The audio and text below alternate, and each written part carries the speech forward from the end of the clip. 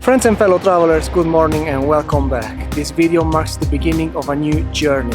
I'm in Mexico and I'm going to be here for the next 6 months slow traveling along the country, starting from Mexico City until reaching the Yucatan Peninsula. And I'm so thrilled to have you here with me as we embark in a new exciting adventure together.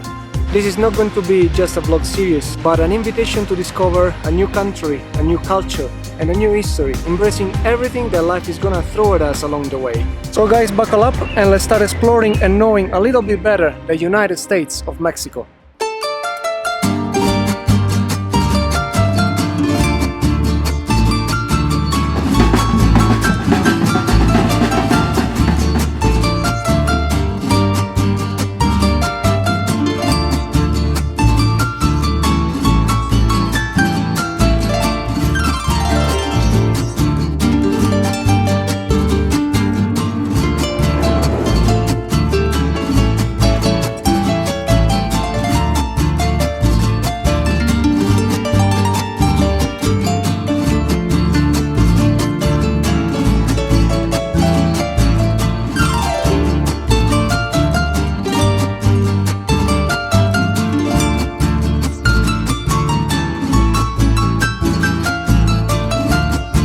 Today I'm going to try to be your free walking tour guide, so please wish me luck.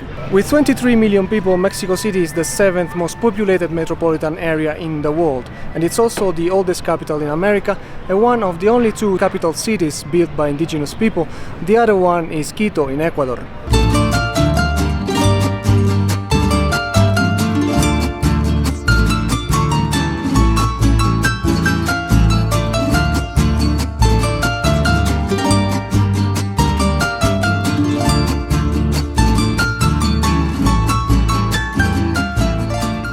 Mexico City was born on the ashes of the Aztec capital Tenochtitlan and was officially established in 1524 with the name Mexico Tenochtitlan.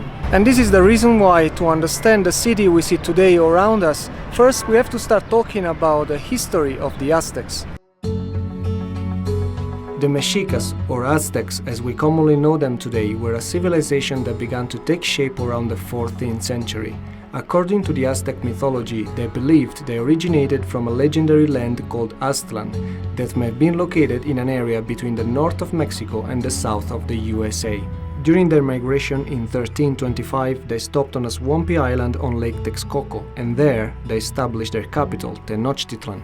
The city was built to honor the god Huitzilopochtli. Legend has it that Huitzilopochtli, the god of war and the sun, appeared to the Mexicas, commanding them to establish their capital city on the site where they will find an eagle eating a snake on top of a cactus. This prophecy was fulfilled right on the small island on the lake Texcoco, and this prophecy is represented in the middle of the Mexican flag. The city was built to honor the god Huitzilopochtli.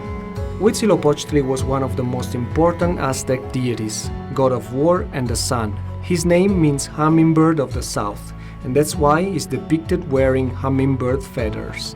With time, they expanded their territory through military conquest and strategic alliances, forming the Aztec Empire, which became the most powerful and influential civilization in Mesoamerica. This where we are standing right now was the heart of Tenochtitlan, the ceremonial precinct.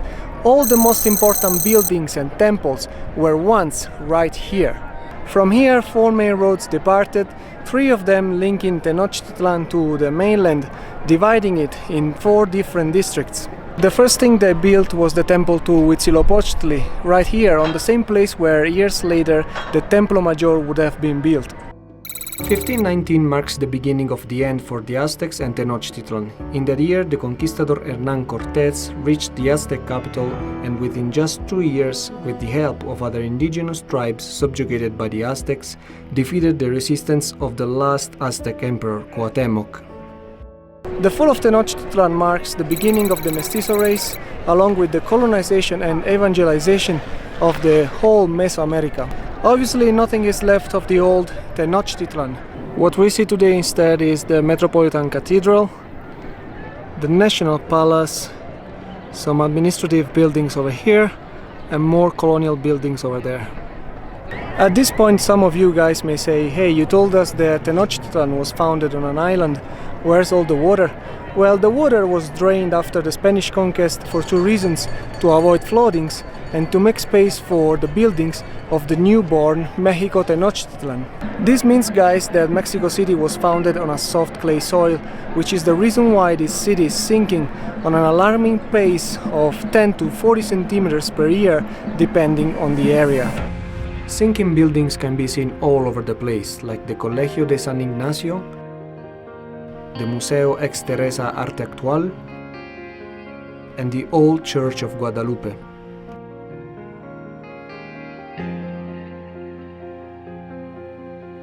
The heavy Metropolitan Cathedral is also sinking. Its construction began in 1573 around a smaller church that was built shortly after the fall of Tenochtitlan, but considered too small for the importance of the new city, and therefore destroyed. This over here on the corner of the new cathedral, it's all that's left of the old original church.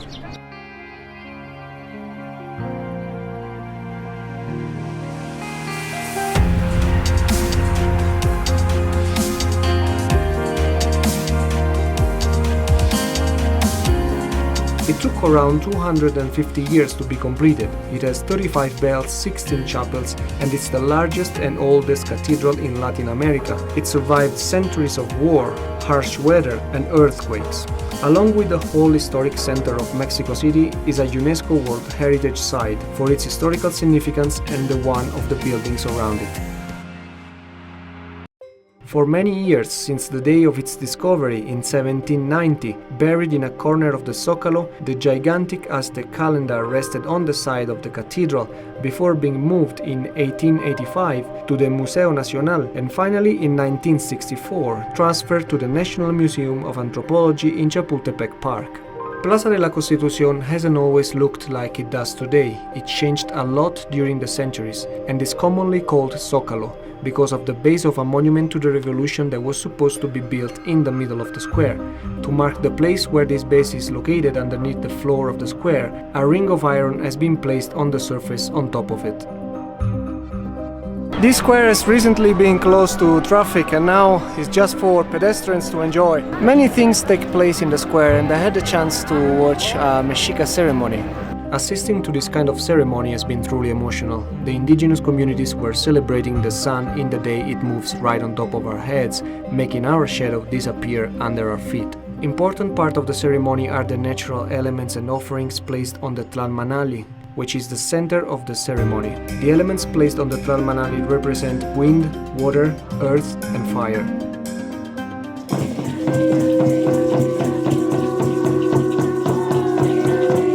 The dance kept going for 4 hours under a burning sun, and all I did was standing there, absorbing and feeling all those moments.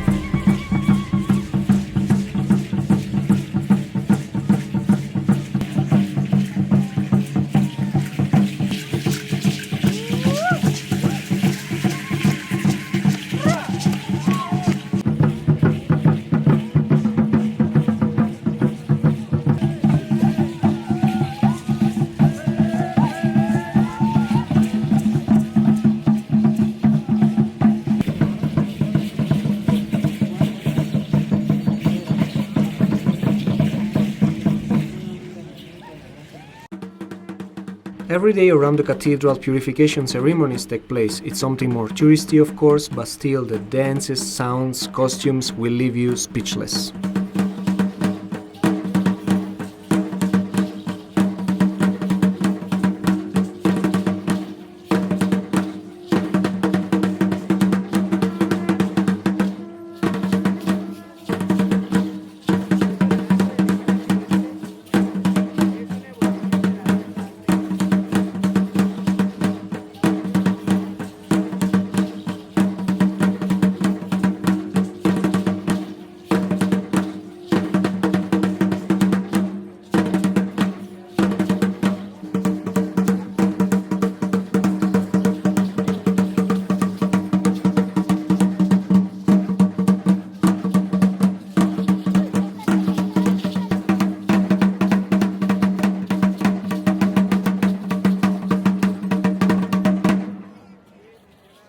This is the National Palace, the residence of the President of the United States of Mexico.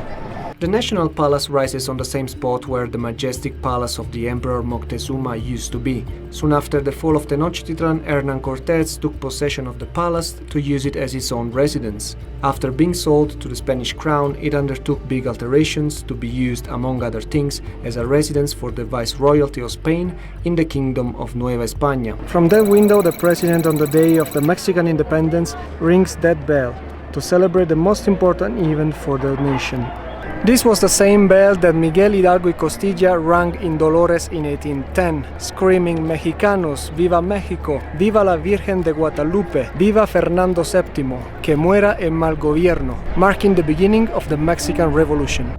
The most important building of the ceremonial precinct was of course the Templo Mayor, a 45-meter-tall pyramid, at that time called Teocalli, with two temples on top, a red one dedicated to Huitzilopochtli, god of war, and the other one of a blue color dedicated to Tlaloc, god of rain and associated with fertility. It was in front of the temple of Huitzilopochtli that human sacrifices took place. That's why the stairs were painted of a bright red, like the blood offered to the god. Usually the heart was carved out from the victim's chest and put on a chacmul in front of the temple as an offering. The Templo Mayor was constructed in stages beginning in the early 14th century and expanded over time by each emperor or Tlatoani. As we can see today, there are at least 7 layers of temples. Each ruler used to build a new temple on top of the old one. The museum of the Templo Mayor can be visited during the week for 95 pesos and it's free on Sunday for residents and Mexican citizens. It's a well worth visit and I recommend to spend at least a couple of hours walking through its 8 exposition rooms, where you can admire thousands of archaeological finds, like the monolith of Coyolxauhqui, sister of Huitzilopochtli and killed and dismembered by him. It was originally placed at the bottom of the stairways leading to the temple of Huitzilopochtli, where the decapitated bodies ended their fall after being thrown from the top of the pyramid. There is also a statue of Mictlantecutli, the god of the underworld, and the biggest Aztec monolith ever found.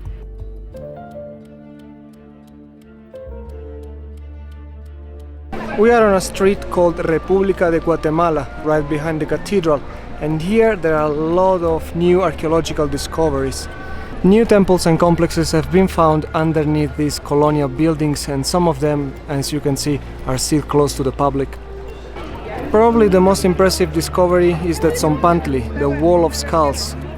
This was a 20-meter-long altar where the skulls of the people decapitated were hanged to show religious and political power, a warning for the enemies. It held around 1,000 skulls of both men and women.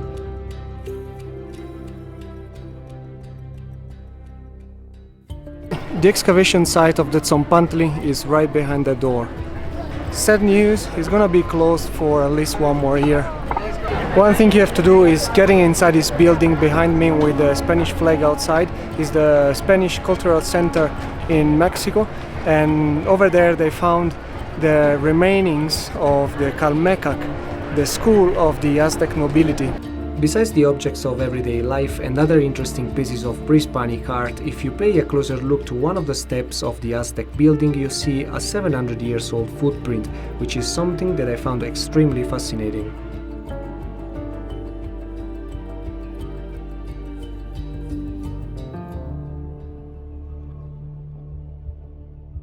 How can we talk about Mexico without showing some food? I mean, would Mexico even be Mexico without enchiladas, tacos, mole, and a sprinkle of pico de gallo? The most affordable food, it's obviously sold right here on the streets. Street food stalls are basically everywhere and they are extremely popular among locals at any time of the day. People are also very friendly, so there's always time for a laugh or a chat with strangers. Es un video.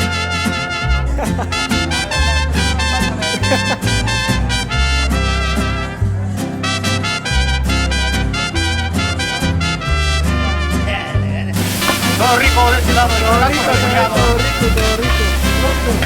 No somos únicos, pero sí los mejores. Es difícil para mí poder soñar. You can choose among tens of different types of tacos and mouth-watering homemade sauces. I stuck with my vegetarian ones filled with cactus or nopal, as they call it here. Quizás porque perdí muchos amigos. Será porque la vida estaba herida, por eso yo también nací herido. Será porque la vida estaba herida. Las congeladas, the most refreshing thing you can get around the square. Nací herido.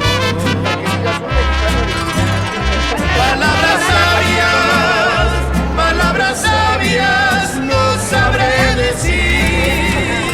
Solo que cuesta lo que cuesta y eso es todo. Si lo que quieres es saber cómo vivir.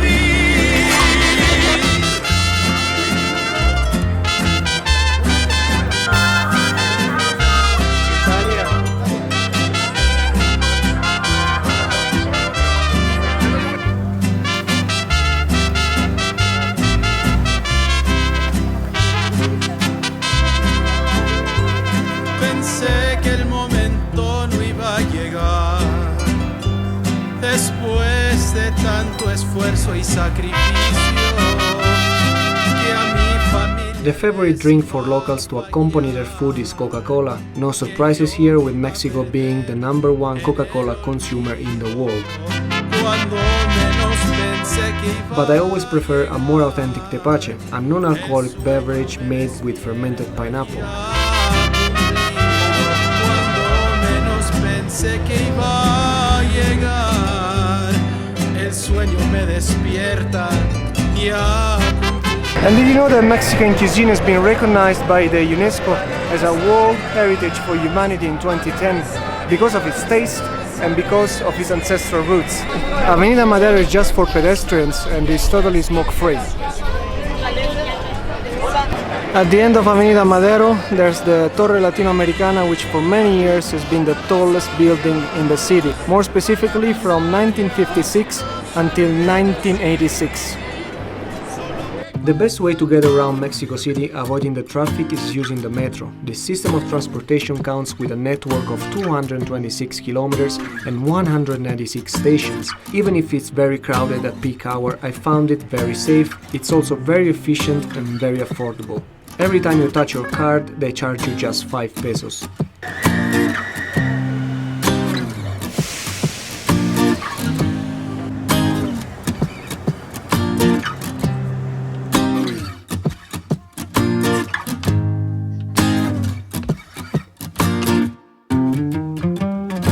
If you're looking for hidden gems in Mexico City, behind the walls, or inside the walls, I should say, of this church, La Iglesia de Jesús Nazareno, you'll find the resting place of Hernán Cortés.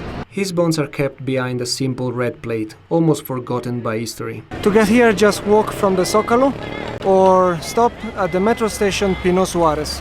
Another interesting and little-known place is the church commonly called La Conchita, the first church built by Hernán Cortés after conquering Tenochtitlan.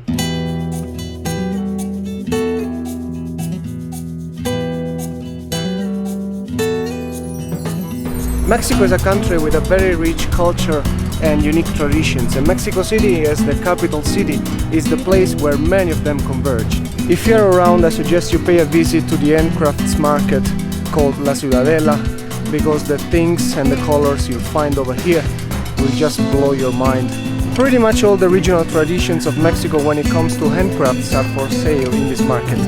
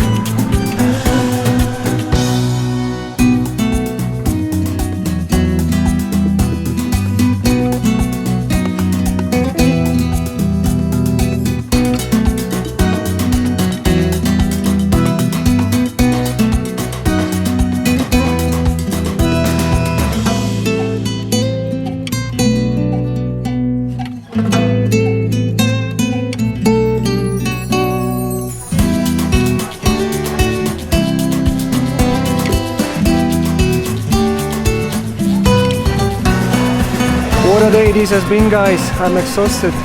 As always, my friends, I hope... Nice. Every time I try to close a video, something happens and I have to start over. Take 2. As always, my friends, I hope you have enjoyed what I've showed you today and valued the information I included in this video. In that case, please consider to leave me a like or subscribe to the channel if you want to see more of this kind of content. I'll see you next time to keep diving into this beautiful country, one video at a time.